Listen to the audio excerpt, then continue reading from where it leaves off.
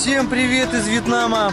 Меня зовут Илья, и сегодня я продолжаю свою историю о том, как я уехал из Нhi Chang. Сегодня хочу рассказать, куда я приехал. В прошлом выпуске вы наблюдали за тем, как я оттуда уехал из Нhi Chang, на чем я уехал, куда конкретно я переехал. Я этого еще не говорил специально.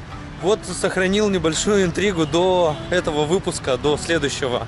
Спасибо всем, кто поддерживал в это время. Я тут уже отпраздновал день рождения. Меня и поздравляли, и письменно, и устно, и донаты закидывали поддерживающие. Это было очень приятно. Много людей пишет свои догадки, предположения, куда я уехал. Очень много было предположений, что я уехал в Ho Chi Minh, в город на юге страны, в мегаполис. Были предположения, что я даже в Далат уехал. Были предположения, что я в Вунгтау поехал, курортный город на юге страны, недалеко от Ho Chi Minh. Почему-то никто не предположил, что я поехал в Дананг. Дананг — это большой и крупный город, тоже курортный, как Нhi Chang, но еще крупнее. Всем рекомендую его посетить. Кстати, был у меня обзор интересный по поводу города Дананга. Там очень такая крупная, большая река в центре города разделяет на две части, на курортную зону и на остальную часть города. На этой реке расположено множество мостов различных, они все отличаются, каждый мост отличается друг от друга. Поэтому смотрите в правом верхнем углу подсказочку на обзор этого города, я когда-то делал. Помимо этого, там еще рядом город Хоян, то есть сразу же там два видео надо смотреть друг за другом. Почему-то никто не предположил, что я туда еду. Куда еще можно было предположить? Что я поехал в столицу, в Ханой. Тоже такой хороший вариант, куда можно поехать и попробовать зарабатывать. Ну, в общем, сейчас я готов рассказать, куда я приехал, где именно живу, показать, в каком районе я живу, показать тут близлежащие улочки и какие тут кафешечки рядом. Так как мы уж тут обозреваем постоянно в моих выпусках постоянно какие-то кафе, общепит, то сейчас я тоже покажу это. Но по поводу работы и чем занимаюсь, я тут сейчас в этот раз затрагивать не буду. Расскажу в дальнейшем, в следующих видео. Давайте сейчас начнем с того места, где мы находимся. Мы находимся в таком красивом парке. Парк этот расположен вокруг озера. Такое оно не глубокое почему-то, но я думаю, что иногда оно наполняется гораздо больше. Обычно днем я сюда не прихожу. Я прихожу сюда вечером, делаю упражнения. Здесь есть турник, брусья, можно пресс качать. Вот вокруг такого озера расположен парк. Парк называется Hoang Van Thu парк. Вокруг него активное движение, автомобили и байки, нескончаемый поток. Даже ночью. Это такое центровое место здесь, в этом районе, где я нахожусь. Ну и что же это за парк такой? И в каком же он городе находится? Так вот, это город, столица юга Вьетнама, город Ho Chi Minh. В прошлом он назывался Сайгон. С Ho Chi Minh у меня связаны первые впечатления о Вьетнаме, потому что я приехал именно в Ho Chi Minh изначально, когда прибыл во Вьетнам на самолете. Я летел через Турцию с пересадками до Ho Chi Minh, и из Ho Chi Minh я уже ехал на слипбасе, на обычном слипбасе до Нhi Chang. Всю ночь ехал и был на центральной улице. Я понятия не имел, что это за страна, как здесь все выглядит, как все обстоит. Но я был там на центральных улицах, рядом с улицей Буй Вен, где расположены разные клубы и бары центральные. И там же есть такая остановка, офис, где можно сесть на автобус, на слипбас и поехать между городами. Вот в Нhi Chang я как раз и поехал оттуда, выезжал. Далее я хотел долгое время сюда попасть, снова попутешествовать, побывать здесь, погулять. Съездил я сюда, когда мы ездили первый раз на Бали, в Индонезию. Вылет был из Ho Chi Minh. И вот как раз в Ho Chi Minh была возможность погулять. Приехали мы сюда на слипбасе тоже со своим другом Никитой. Кто не видел этот выпуск, смотрите в правом верхнем углу, по подсказочке переходите. Это был такой обзорчик. Что-то здесь распиливают, делают. Как раз то место, где я занимаюсь. Здесь вот как раз есть турники, несколько турников, вот такие брусья. Здесь очень удобно. Ну, что-то сегодня здесь распиливают. Я как раз вчера сюда ходил, чтобы поддерживать форму, не толстеть, чтобы все было хорошо. Парк такой этот интересный. Здесь высокие деревья такие, старые уже видно. Небольшие пальмочки. Занимаются здесь студенты, тоже приходят. И вечером, и днем бывают они. Ну, а в том видео, которое я тогда снимал, когда приезжал в прошлый раз, это было еще в 2019 году, мы остановились около аэропорта. Этот парк находится как раз тоже в районе, который находится около аэропорта. И я вот как раз приехал вот к этому парку сюда и пытался запустить дрон, пытался заснять, но так как близко было очень к аэропорту, вот это место находится, здесь взлететь нельзя, и я очень долго искал место, откуда можно было полетать. И это вот такой центральный парк здесь. Он разделен как бы на две половинки такие. У него посередине этого парка проходит дорога. Вот сейчас мы на одной половинке парка идем. И с другой стороны тоже парк, вот как бы через дорогу получается. Чтобы попасть туда, есть такой переход надземный. Повсюду вот такие беседки расположены. Вечером здесь достаточно много людей, все скамеечки заняты. Какие-то здесь фигуры животных. Лошадь, слон, бегемот. За неимением пляжа и пляжного парка, вот этой территории, по которой можно гулять, в принципе, люди сюда выходят. И здесь в тенечке, в зарослях вот этих деревьев, в тени их веток и листьев, в принципе, можно нормально погулять. И этот парк находится как раз рядом с моим домом, где я заселился. То есть тут тоже преимущество в этом есть, что можно сюда выйти и позаниматься, поделать упражнения. Город Хошимин – это огромный мегаполис во Вьетнаме. Это самый крупный город вообще. Здесь живет более 9 миллионов человек по всем городе. Это бизнес-центр. Большинство авиапутей именно проходят через Хошимин. Снимать, правда, сейчас времени столько нет. Показывать не смогу так много и часто, но что-то я обязательно буду продолжать снимать и показывать. Здесь очень много мест, куда я хотел тоже съездить. Ну, давайте начнем сначала с минусов, наверное. Все-таки с чем я столкнулся изначально. Многим, думаю, будет интересно, какие проблемы здесь возникают. Во-первых, это жаркий такой душный город, в котором нету моря. Свежий воздух сюда не поступает ниоткуда. Здесь достаточно загазовано. Много очень автотранспорта на дорогах. Большие пробки даже на байках. Несмотря на то, что байк очень компактное решение для передвижения по городу. И вот бывает такое огромное скопление байков, что ты просто стоишь, особенно на светофорах, особенно там, если какие-то перекрестки, куда поворачивают машины. Да, действительно, стоишь очень долго и ждешь. Бывают такие адовые пробки, особенно в час пик, примерно в 4, 5, 6 часов вечера. Вообще самое столпотворение людей, и ты продвинуться не можешь. У всех двигатели включены. Из выхлопных труб выходят газы, дым, и жарко становится. Ты, особенно если в маске еще сидишь. Ну и вот ездишь по таким пробкам, и большие расстояния, от точки до точки можно ехать там полчаса.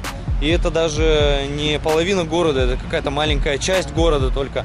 И ты едешь, преодолевая вот такие расстояния. Я вот так, например, ездил в один торговый центр. Долго-долго-долго по узенькой улице я свернул с центральной улицы, с большой, на более узкую, которая ведет как раз к этому торговому центру. Там прям реально в обе стороны огромное столпотворение вот этих байков. Так вот и двигаемся периодически. Но, конечно, можно это время избегать. Лучше сидеть дома в это время. Я сейчас стараюсь вообще никуда не выходить в это время. Отсидеться и потом быстренько куда-то доехать спокойно. Но я думаю, все знакомы с пробками, знают, что это такое. Но если ты сидишь в машине с кондиционером, это еще не так неприятно и напряжно, чем когда ты в открытом пространстве, в открытом воздухе сидишь и вокруг дышишь этим газом от байков, палит солнце, например, жара везде. Плохая экология, так как здесь много заводов, производств различных выбросов в атмосферу, постоянная загазованность, чистого неба не всегда тут видно, то есть зачастую это просто серое небо, и сквозь него пробиваются лучи солнца. Но бывает и, конечно, и облака. Вот сейчас больше, конечно, облаков. Например, я когда был в Джакарте, в столице Индонезии, которую переносят на другой остров, в другое место, будет другая столица Индонезии, но пока еще вроде как это остается Джакарта на данный момент. Там вообще загазовано, там прямо больше дымка такая сама по себе в воздухе, еще больше, чем в Хошимине. То есть здесь-то хотя бы ты ясно видишь небо и вдаль видишь, а там прямо ощущается, что воздух не чистый, а загазованный конкретно. Какой же еще тут минус? Здесь более высокие цены. Вьетнам страна сама по себе недорогая, и даже вот в крупных городах, в принципе, не так дорого, как там в европейских городах, но все равно по сравнению с другими провинциальными городами, с тем же Ничангом я сравниваю все цены, ну, процентов на 30 может быть дороже. Уличная еда может быть даже в 2 раза дороже. Но что-то и так же стоит. Как минимум жилье стоит дороже. В 2, а то и в 3 раза даже разнится цена. Я покажу, куда я заселился тоже. Вот мы дошли до края, кстати, вот этого парка. Здесь такое вот строение такое, фонтан или что-то здесь. Перехлестнутые какие-то такие строения высокие. Здесь тоже облагораживают. Листочки постригают. Я, кстати, сюда еще даже не ходил. Вот сейчас впервые подхожу к этому месту. Типа какой-то как бассейн сделан. Я так понимаю, здесь гулять можно, проходиться. Вот так это выглядит. О, тут даже рыбки есть. Ну и вот здесь вокруг вот этого парка как раз самая такая движуха в этом районе. Машины двигаются, вообще не останавливаются, потому что здесь сходятся сразу несколько дорог. Чуть ли там не 10 дорог с разных сторон сходятся вот на этой большой территории парка. Тоже, конечно, здесь много всего вокруг. Всякие разные магазины, кафе. Ну, практически все, что нужно, все можно здесь найти. Чем мне нравится. Ну, еще какой минус хотел бы я обозначить. Здесь, конечно, более активная полиция на дорогах. Останавливают байки, проверяют что-то, могут где-то встать в таком неожиданном месте, где можно подлавливать людей. Меня уже один раз поймали. Выезжал из дома с обычной маленькой дорожки, небольшой, даже там не подъезжая к нормальной главной дороге. Они специально там стояли на углу и выжидали, всех останавливали, нарушителей, а я только из дома выехал. Не включил поворотник. И вот они меня за это дело остановили и оштрафовали. Ну как оштрафовали? Просто взяли деньги с меня. Но что меня порадовало, права не спрашивают. То есть у них главная задача взять деньги, а не там как-то забрать байк, арестовать его и как-то там все это официально оформить, штраф. То есть платишь на месте, в руки даешь деньги и все, никто ничего не спрашивает. Все, удачи, аккуратнее на дороге и все, до свидания. Ну вот это такие основные минусы, пока с которыми я столкнулся. То есть большие расстояния, пробки, жара. Ну, жара тоже такая относительная, потому что в Ничанге тоже сильная жара. Там можно ехать вдоль моря, конечно. И, кстати, не заблудиться там за счет того, что ты можешь вдоль моря перемещаться. А здесь, конечно, такого ориентира особого нет. Здесь нужно ездить обязательно по карте, по навигатору. Ну, я уже какие-то тут в своем районе выучил дороги. Уже без навигатора можно ехать по прямой спокойненько. Ну, вот такие нюансы.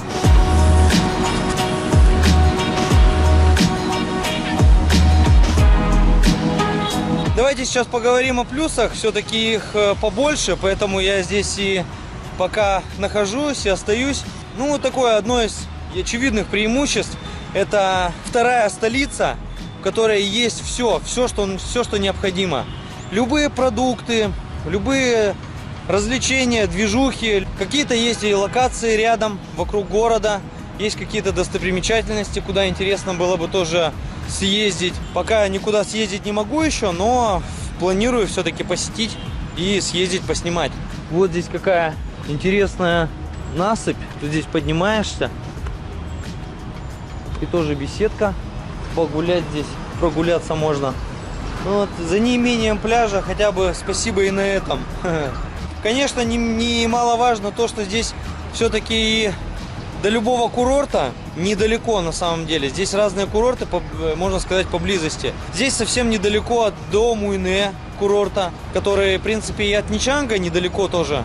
Ну, примерно одинаковое расстояние, что от Ничанга до Муйне, что от Хошимина до Муйне. Есть еще интересный курортный город Вунгтау. В этом городе ведется добыча нефти.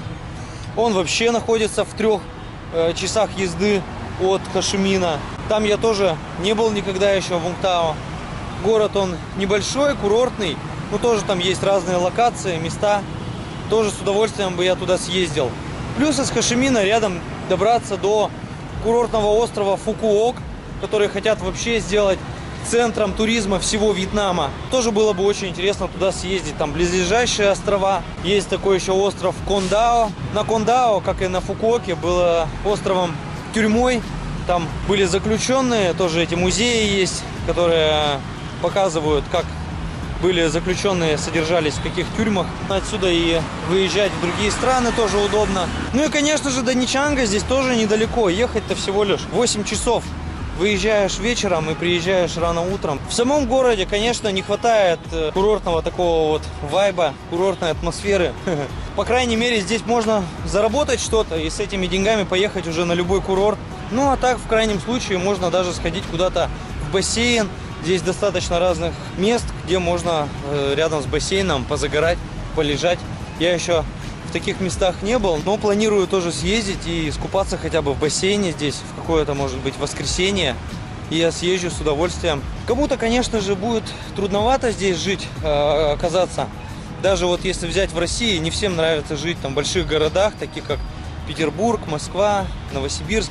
Люди многие хотят жить где-нибудь, может, даже на окраинах или за городом, иметь свою дачу, какой-то, может быть, свой участочек, чтобы выходить там, что-то выращивать, огородик, садик, грядочки. Ну, а по мне, так столичная движуха по кайфу. Здесь разные мероприятия, изобилие всего. То есть, в общем, в целом-то не соскучишься. Давайте поговорим о том, в каком районе я живу. Сейчас пойдем посмотрим, что здесь есть рядом. В округе вообще изобилие всяких разных кафешек.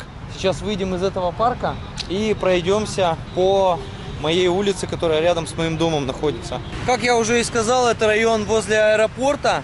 И здесь, кстати, было очень мне так интересно и удивительно посмотреть на самолеты, которые летают очень низко. Здесь такая огромная территория аэропорта, и вокруг него город. То есть здесь очень много жилых домов, районов и всего остального. И вот я постоянно здесь езжу, курсирую как бы вот вокруг этой зоны аэропорта. И много очень вижу самолетов, которые низко довольно-таки летят. И в одном месте прям вообще видно, где они садятся. И практически так вот совсем низко это видно. Я впервые вот так увидел садящиеся самолеты. Это тоже было интересно, прикольно. То есть когда ты видишь садящийся самолет над городом, совсем рядом с тобой, ну, мне это тоже так понравилось. И крупные торговые центры здесь есть рядом. Есть рядом и большой торговый центр Big C, где можно купить недорого продукты. Есть другие торговые центры. Здесь есть и Макдональдс сразу в нескольких местах в этом районе. То есть разные кафе, магазины, торговые центры. Ну, в принципе, мне район нравится. Единственное, что здесь очень сильно настораживает, это вокруг вот этого парка, по вот этим центральным улицам, которые здесь курсирует очень сильно полиция. Были даже новости, что в этом году собираются очень активно проверять на алкоголь. И вот меня один раз остановили даже. Хорошо, что я не пил, это была пятница. Я ездил, катался по городу, ездил в центр города. Очень хотелось пива, но я никуда не заходил, нигде не выпивал. И как раз вот около дома меня остановили. И хорошо, что я не пил, меня не оштрафовали, спокойно отпустили. Вьетнам тем и всегда и был хорош, что здесь можно ездить было в любом состоянии нормально, и другого транспорта просто нету. Здесь не приспособлено к тому, чтобы ходить пешком. Даже вьетнамцы мне сами говорят, мы, вьетнамцы, пешком не ходим, мы только ездим на байках. То есть все ездят из баров, возвращаются на своем байке. И сейчас вот есть уже риск такой, что тебя поймают и на тебе заработают деньги опять полиция. Ну, будем думать, будем смотреть, что с этим делать. Сейчас мы находимся дальше вот на этом же перекрестке. И здесь, конечно же, никто не останавливается, когда переходишь дорогу. Но вот мы сейчас пройдем. Вот здесь вот такой мост мимо светофора, чтобы разгрузить движение. Сейчас не очень много байков, но тоже достаточно. Как бы это вообще считается спокойное максимально движение, когда никого нет. А вот как бывает в час пик здесь, когда все столпотворение и максимальная такая загрузка дороги. Вот так это выглядит, когда здесь много байков.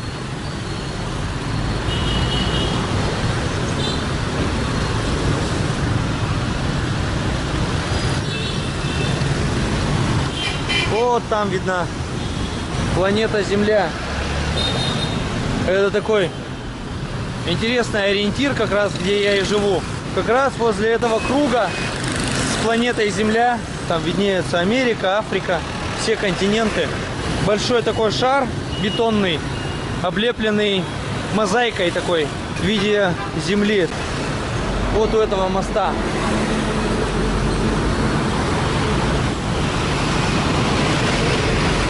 Мы когда сворачиваем с этой улицы центральной, вот видим здесь маленькую улицу, где много всего. И таких улочек много. Вдоль центральных дорог не столько всего продается, сколько вот как раз в этих улицах маленьких. Разные вот кафе здесь начинаются. Как стритфуд, так и просто кафе с вьетнамской кухней. Ресторанчики различные. Парикмахерские. Здесь даже несколько парикмахерских. Вот есть, например, кафешечка с супом бохо. Суп бохо мне очень нравится. Я здесь пробовал. Это суп такой с мясом, с говядиной. Наваристый такой интересный бульон с овощами, с морковкой. Но здесь мне он понравился меньше, чем в Ничанге в одном месте, где пробовал. Поэтому потом покажу вам лучше бухо. Сделаю отдельный обзорчик из Ничанга. Вот банми продается здесь. Несколько точек с банми. Сейчас я вам покажу.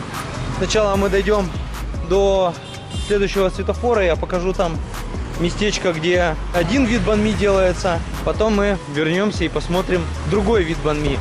Вот мини-стоп. Круглосуточный магазин. Highlands Coffee. Сетевое заведение, которое в Ничанге полно. Вот здесь еще банми за этой машиной. Сюда мы сейчас вернемся. Вот в этом месте такие банми продаются. Здесь вообще несколько банми на этой улице. И вот именно в этом месте из котлеток делается. Обычно добавляется колбаска какая-то у них, вьетнамская, разная. А здесь вот именно я увидел, на гриле жарятся такие котлетки. Скорее всего куриные. В общем, острое мясо. Соусы, зелень, огурчик.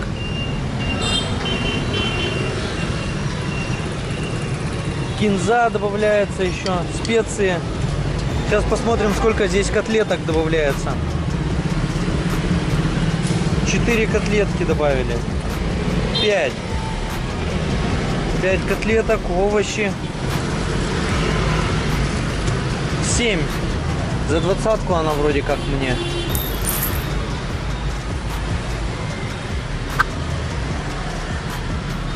Вот такой банми здесь. Он отличается. Я не знаю, есть ли какое-то у него название особое, что вот он именно с такими котлетками. Но именно вот в таком исполнении. А сейчас мы посмотрим еще другой банми с колбаской. Здесь и ремонт байков, и прачечная, и ремонт часов. И вот аптека даже есть. Разные кафе вообще вокруг. То есть прям вот на этой маленькой улочке много всего. И вот здесь готовят банми. Вот сейчас я подошел, и тут у них как раз не готово пока еще. Вот что самое прикольное. Здесь паштетом вот таким намазывают. Кладут еще овощи также. И здесь вот разная колбаска. Вот про которую я и говорил. Несколько видов колбаски накладывают. Также кинзу, перец. Маринованные, вон, редьку с морковкой, огурчик и майонез тут еще тоже кладут. Совсем другой банми, другой состав. То есть вместо тех котлеток на гриле здесь уже накладывают совсем другие вещи. Соевый соус тоже добавляют внутрь немножечко. Тот банми с вот этими котлетками на гриле, прям такие, как шашлычки по вкусу. И тот мне сделали за 20-ку. Хотя написано было, что за 15, но там просто больше котлеток положили. А здесь вот за 18. 18 тысяч. Вот с такими колбасками порезанными. Кокосы можно купить. Вообще все, что угодно. Вот здесь как раз и прачечная. Тоже тут можно постирать. Я уже тут, мне выдали большое такое одеяло. Я его сюда относил стирать. Правда, дороговато вышло. 80 тысяч донгов. Вот здесь продается бунга. Бунга я здесь уже один раз ел. Пойдемте сейчас возьмем порцию, посмотрим, как выглядит бунга. Га — это курица, а бун — это лапша, тонкая, рисовая, белая такая лапша. Давайте сейчас посмотрим. Вот так закидывается в бульон, в горячую воду. Она и подогревается, лапша, и немножечко промывается сразу же. Потом закидывается уверенно так курочка, достаточно ее много. Но могла бы и не убирать. Прям уж. Потом нарезанный лук.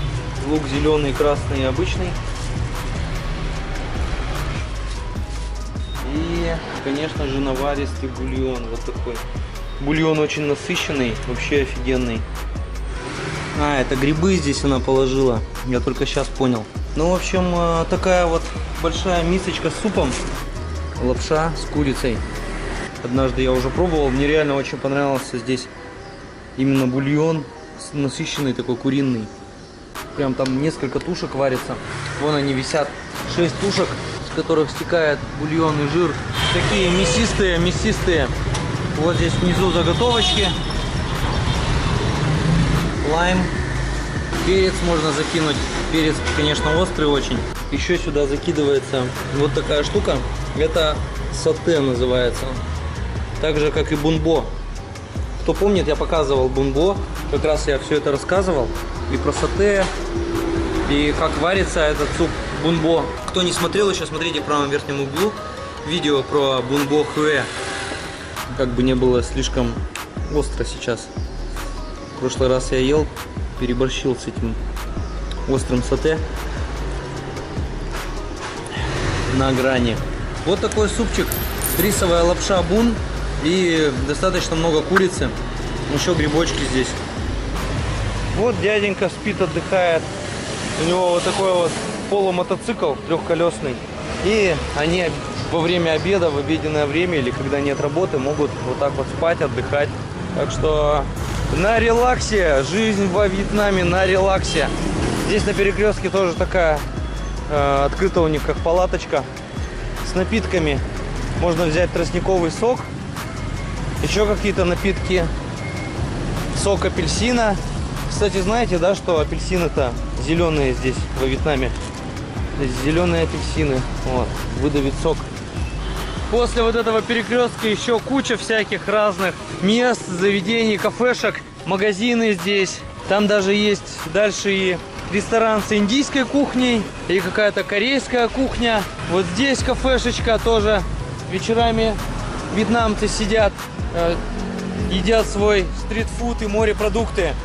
Ну а здесь вот прямо рядом с моим домом, где я живу, расположен вот такой музей, называется Air Force Museum. Это музей военной авиации. Здесь расположены вот такие вертолеты времен войны во Вьетнаме, когда была война между севером и югом во Вьетнаме, когда участвовала в военных действиях США, и Советский Союз помогал Северному Вьетнаму. Вот здесь такие экспонаты расположены. Вот такой вертолет, самолет, такие истребители, реактивные самолеты с турбинами сзади. Прямо вот возле дома, где я сейчас живу, расположен вот этот музей. Этот музей я тоже уже показывал до этого. У меня было видео отдельное про военные музеи. Такое небольшое видео. Тут есть еще один музей, за которым хорошо следят и ухаживают. 2 музея я там показывал в этом видео. Поэтому можете посмотреть еще то видео в правом верхнем углу. Тоже перейти по подсказочке и посмотреть. Внутрь мы сейчас в сам музей заходить не будем. В Google картах вообще написано, что он закрыт. не работает. Ну и в прошлый раз, когда мы сюда приходили, вход был бесплатный. И здесь такое, немножко в запустевшем таком состоянии этот музей находится. Давайте сейчас посмотрим, что здесь. Как раз сейчас и говорят, что они закрыты. Мы были здесь в 2019 году. Может быть, сюда никто не ходит, за ним не ухаживают. Как охрана такая сидит. А на входе они вообще сидят и едят морепродукты вечерами. Вот здесь у этого входа, у этих ворот. Ну такие серьезные вертолеты. Представляю, сколько от них шума, если они начинают свои двигатели включать. Да, довольно-таки здоровые. Вот так вот военный вертолет вблизи можно посмотреть. Прямо рядом с моим домом. Кто будет в Хошимине, приходите, покажу вам вот этот музей. Вместе зайдем, посмотрим. Ну или можете без меня сходить. Все ссылки на места и локации я оставляю в описании под всеми видео. Так что кому интересно узнать, где какие места, заходите, обращайте внимание на описание к видео. Да, вот тут даже пушки такие с ракетами. Ну а здесь, да, здесь типа как кафе устраивают. Вот столики расставляют со стульчиками пластиковыми. И прямо здесь вьетнамцы сидят под вот этими вертолетами. Вот такой музей. Ну сейчас давайте подойдем к моему дому, посмотрим, что там. И покажу свою комнатку, где я обосновался. Пойдемте туда.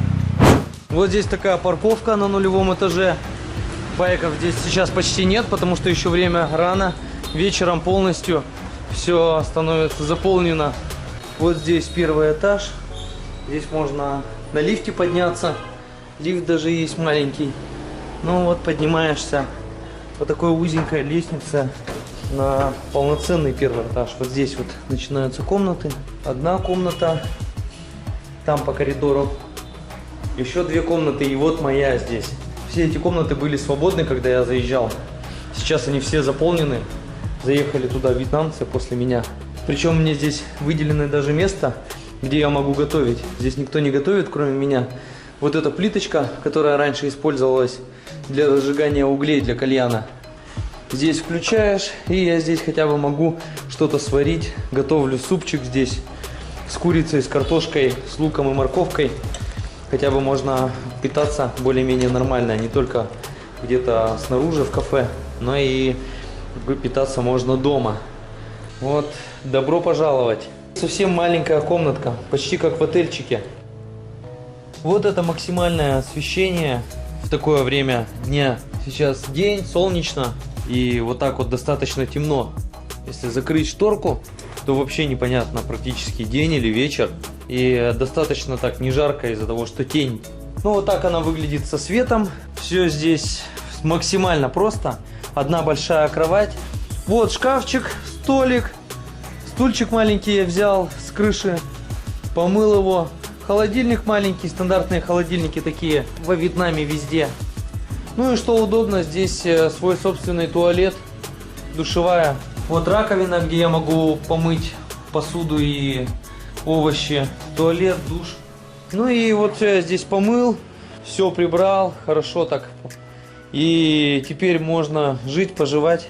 Такое жилье мне повезло найти всего лишь за 3 миллиона. Ну плюс депозит, плюс электричество. Там в целом так в районе около 300,5 миллионов выходит. Если еще использовать кондиционер здесь, то будет довольно-таки много выходить за электричество. Но я купил себе вентилятор, не стал пользоваться кондиционером, чтобы экономить. Ну а тень здесь всегда, потому что вот так стоит здание вплотную, соседнее. Тут у них какая-то лестница за окном видна. То есть тут тоже они могут видеть, что у меня здесь происходит, если не зашториваться. Шторка помогает. Здесь такой проулок маленький. И прям вот почти вплотную соседний дом. Спасибо за поддержку, за позитивные комментарии, за донаты. Конечно же, я не расслабляюсь, активно стараюсь здесь работать, насколько это возможно.